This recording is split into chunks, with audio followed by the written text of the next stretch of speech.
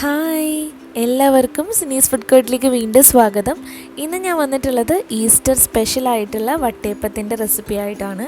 അപ്പോൾ ഇത് നമ്മൾ അരിയൊന്നും കുതിർക്കാതെയാണ് ചെയ്യുന്നത്, അരിപ്പൊടി വെച്ചിട്ടാണ്. അതുകൊണ്ട് തന്നെ കുറച്ച് എളുപ്പമാണ്. പിന്നെ ഇതിൽ ഈസ്റ്റൊന്നും ചേർക്കാതെയാണ് ഈ വട്ടയപ്പം തയ്യാറാക്കിയിട്ടുള്ളത്. അപ്പോൾ നമുക്ക് വേഗം തന്നെ ഇതെങ്ങനെയാണ് തയ്യാറാക്കുന്നതെന്ന് നോക്കാം. അപ്പോൾ ഒരു പാത്രത്തിലേക്ക് 2.5 ടേബിൾ സ്പൂൺ അരിപ്പൊടിയാണ്. അരിപ്പൊടി എന്ന് പറഞ്ഞാൽ അപ്പം ഇടിയപ്പ പൊടിയൊക്കെ നമുക്ക് ഉപയോഗിക്കാം. 2.5 ടേബിൾ സ്പൂൺ പൊടി ചേർത്ത് കൊടുത്തിട്ടുണ്ട്. ഇനി ഇതിലേക്ക് ഒരു 1/4 കപ്പ് വെള്ളം കൂടെ ചേർത്ത് കൊടുക്കുക. ഇത് നമ്മൾ ഒന്ന് കുറുക്കിയെടുക്കാൻ പോവുകയാണ്. അതിനെ കപ്പി കാച്ചുക, പാവ് കാച്ചുക എന്നൊക്കെ പറയും. നമ്മുടെ അപ്പം ഒന്നും കൂടെ സോഫ്റ്റ് ആവാൻ വേണ്ടിയിട്ടാണ്. അപ്പോൾ ഇത് നല്ലോണം കട്ടയില്ലാതെ മിക്സ് ചെയ്തെടുക്കുക. അതിനുശേഷം ഗ്യാസ് ഓൺ ചെയ്തിട്ട് നമുക്കിതൊന്ന് വേവിച്ചിട്ടെടുക്കണം ഈ ഒരു പൊടി. അപ്പം നല്ല ലോ ഫ്ലെയിമിൽ വെച്ചിട്ട് വേണം കേട്ടോ ഇത് വേവിച്ചെടുക്കാൻ വേണ്ടിയിട്ട്. ഒരിക്കലും തീ കൂട്ടി വെക്കരുത്. അപ്പം നല്ല ലോ ഫ്ലെയിമിലിട്ട് തന്നെ ഈ പൊടി നന്നായിട്ട് ഇതുപോലെ കുറുക്കിയെടുക്കുക. അപ്പോൾ ഇതാ ഇതുപോലെ നന്നായിട്ട് ഇപ്പോൾ വെന്ത് വന്നിട്ടുണ്ട്. അപ്പോൾ ഇടയ്ക്കിടയ്ക്ക് ഇളക്കി കൊടുക്കുക. അപ്പോൾ ഇങ്ങനെ ചെയ്തിട്ടുണ്ടെങ്കിൽ നമ്മുടെ അപ്പം നല്ല സോഫ്റ്റായിട്ട് കിട്ടും. ഇപ്പോൾ ഇതാ ഒരുവിധം നമ്മുടെ പൊടിയൊക്കെ നല്ല വെന്ത് റെഡിയായി വന്നിട്ടുണ്ട്. ഇനി ഇത് നമുക്ക് തണുക്കാൻ വേണ്ടിയിട്ട് മാറ്റി വെക്കണം. തണുത്തതിന് ശേഷമാണ് നമ്മളിത് അടിച്ചെടുക്കുന്നത്. ഇനി ഞാനിവിടെ ഈസ്റ്റ് ചേർക്കാതെയാണ് ഈ അപ്പം ചെയ്യുന്നത്. അപ്പോൾ അതിന് പകരമായിട്ട് 1 കപ്പ് തേങ്ങ വെള്ളം എടുത്തിട്ടുണ്ട്. അപ്പോൾ തേങ്ങയുടെ വെള്ളം എടുത്തിട്ട് ഒരു ടേബിൾ സ്പൂൺ പഞ്ചസാര ചേർത്തൊന്ന് മിക്സ് ചെയ്തിട്ട് ഒരു 6-8 മണിക്കൂർ ഇതൊന്ന് പുറത്ത് വെക്കുക. ഫ്രിഡ്ജിൽ വെക്കരുത്, പുറത്ത് വെക്കണം. എങ്കിൽ മാത്രമേ നമ്മുടെ തേങ്ങ വെള്ളം നന്നായി പുളിച്ച് കിട്ടുള്ളൂ. ഇനി ഒരു മിക്സിയുടെ ജാർ എടുക്കുക. അതിലേക്ക് നമ്മളിപ്പോൾ തയ്യാറാക്കി വെച്ചിട്ടുള്ള നമ്മുടെ അരിപ്പൊടിയുടെ ആ ഒരു കപ്പി കാച്ചിയത് ചേർത്ത് കൊടുക്കുക. അതിലേക്ക് നമ്മൾ ഈ തേങ്ങ ചേർത്ത് കൊടുക്കുന്നുണ്ട്. അപ്പോൾ ഒരു കപ്പ് തേങ്ങ ഉണ്ട്, അത് ചേർത്ത് കൊടുക്കുക. എന്നിട്ട് ഇത് നന്നായിട്ടൊന്ന് അടിച്ചെടുക്കുക. ഇപ്പോൾ നന്നായി അടിച്ചെടുത്തിട്ടുണ്ട്.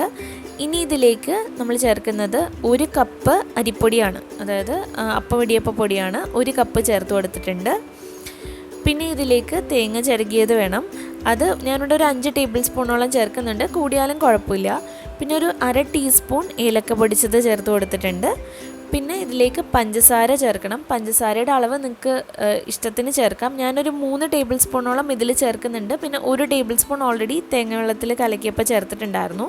അപ്പോൾ അത്യാവശ്യം കുറച്ച് മധുരമുള്ള അപ്പമാണ്. അപ്പോൾ നിങ്ങൾക്ക് മധുരം നോക്കിയിട്ട് ചേർക്കുക. പിന്നെ കുറച്ച് ഉപ്പ് കൂടെ ചേർത്ത് കൊടുത്തിട്ടുണ്ട്. ഇനി ഇതിലേക്ക് ഞാനൊരു 1/4 കപ്പോളം തേങ്ങാപ്പാലാണ് ചേർക്കുന്നത്. അപ്പോൾ നമ്മുടെ അപ്പത്തിന് കുറച്ചും കൂടി ടേസ്റ്റാണ്. തേങ്ങാപ്പാൽ ചേർത്തിട്ടാണ് നമ്മളിത് അരച്ചെടുക്കുന്നത്.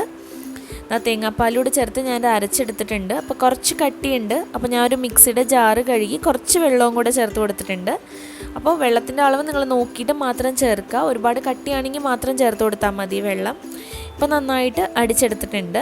നമുക്ക് ഈ ഒരു പാകമാണ് വേണ്ടത്. ഒത്തിരി അങ്ങ് ലൂസായി പോകണ്ട, പിന്നെ ഒത്തിരി അങ്ങ് കട്ടിയുള്ള ബാറ്ററും വേണ്ട. ഈ ഒരു പാകത്തിനുള്ളൊരു മാവാണ് നമുക്ക് വട്ടയപ്പത്തിന് വേണ്ടത്.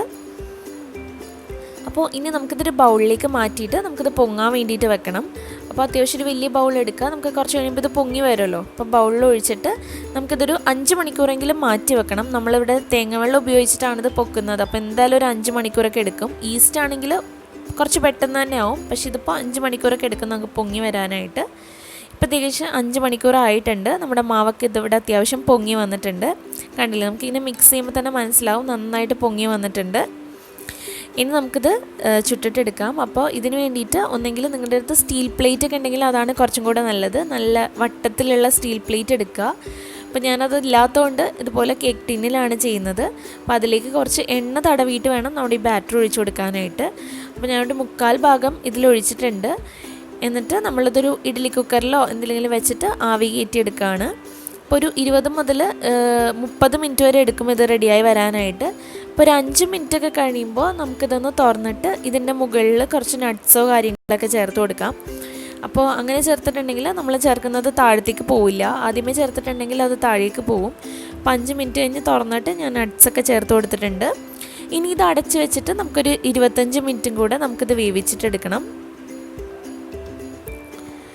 അപ്പോൾ ഒരു 25 മിനിറ്റും അല്ലെങ്കിൽ 30 മിനിറ്റോളം എടുക്കും ഇതായി വരാനായിട്ട്. അപ്പോൾ ഇപ്പോൾ ഒരു 30 മിനിറ്റൊക്കെ ആയിട്ടുണ്ട്. അപ്പോൾ നമുക്കൊന്ന് കുത്തി നോക്കാം ഇത് വെന്ത് വന്നിട്ടുണ്ടോ എന്ന്. ഇപ്പോൾ നന്നായിട്ട് റെഡിയായി വന്നിട്ടുണ്ട്. അപ്പോൾ തണുത്തതിന് ശേഷം മാത്രം ഇതിൽ നിന്നൊരു പ്ലേറ്റിലേക്ക് മാറ്റുക. ഞാനതിൻ്റെ ബാക്കി മാവ് ഒരു ചെറിയ പാത്രത്തിലൂടെ ഒഴിച്ച് വെച്ചിട്ടുണ്ടായിരുന്നു. അതിൻ്റെ മുകളിലായിട്ട് പഴം ഇട്ട് കൊടുത്തിട്ടുണ്ട്. പഴം ഇട്ട് കൊടുത്താലും നല്ല ടേസ്റ്റാണ് ഈ ഒരു അപ്പം കഴിക്കാനായിട്ട്. കണ്ടില്ലേ, ഇപ്പോൾ നമ്മുടെ വട്ടയപ്പമൊക്കെ ഇവിടെ റെഡിയായി വന്നിട്ടുണ്ട്. അപ്പോൾ നമ്മുടെ വട്ടയപ്പം ഞാനൊന്ന് മുറിച്ചുകൂടെ കാണിച്ചു തരാം കേട്ടോ. നല്ല സോഫ്റ്റാണ്. അത് മാത്രമല്ല കഴിക്കാൻ നല്ല ടേസ്റ്റിയുമാണ്. നമ്മൾ ആ തേങ്ങാപ്പാലും അതുപോലെ തേങ്ങയൊക്കെ ചേർത്തേക്കുന്നതുകൊണ്ട് തന്നെ നല്ലൊരു ടേസ്റ്റാണ് അപ്പത്തിന്. പിന്നെ അത്യാവശ്യം നല്ല മധുരമുണ്ട്. അപ്പോൾ എല്ലാവരും ഈ ഒരു വട്ടയപ്പം ഈ ഈസ്റ്ററിനൊന്ന് ട്രൈ ചെയ്ത് നോക്കുക. ട്രൈ ചെയ്ത് നോക്കിയിട്ട് നിങ്ങളുടെ അഭിപ്രായങ്ങളൊക്കെ കമൻറ്റ് ചെയ്യാനായിട്ട് മറക്കരുത്. പിന്നെ വീഡിയോ ഇഷ്ടമായിട്ടുണ്ടെങ്കിൽ ലൈക്ക് ചെയ്യുക, ഷെയർ ചെയ്യുക. നമ്മുടെ ചാനൽ താഴെ കാണുന്ന ആ റെഡ് കളർ സബ്സ്ക്രൈബ് ബട്ടൺ ഒന്ന് പ്രസ് ചെയ്തിട്ട് സബ്സ്ക്രൈബ് ചെയ്യുക. അപ്പോൾ ഇതുപോലെ കൂടുതൽ റെസിപ്പീസൊക്കെ ആയിട്ട് നമുക്ക് വീണ്ടും കാണാം. താങ്ക്